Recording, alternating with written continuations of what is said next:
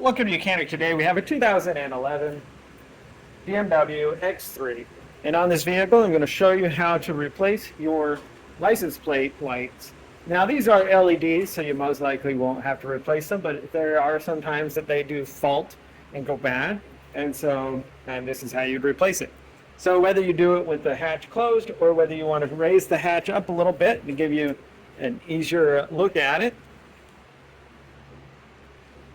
raise your hatch and hold it, and you'll see on this side as well as that one we have these little like an indent there.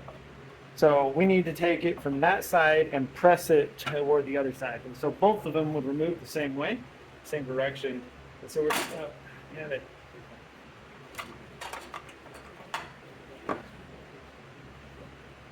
So you can go ahead as the editor and cut that mistake out there. So what we need to do is we just need to press it on this one to the center, and then this one we will press it to the outside edge if we need to replace that one too. And so as we push it in, there's a spring on this side that is holding it in place. And then we get it out here, and then we're able to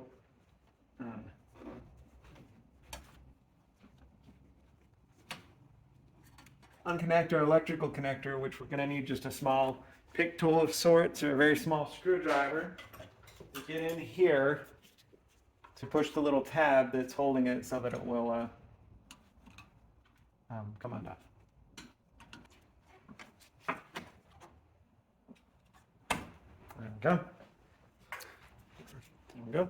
So now that's been removed, and we would get a new one of these for replacement if our LED light has burnt out for whatever reason. Then just take our electrical connection, make sure that it connects all the way in there, and then going back on, we just press it up till it locks in, and then that spring will push it back over so that everything locks into place where it needs to be. So that would be your replacement of your license plate light on your BMW X3. Thanks for watching Mechanic, where you can be the mechanic.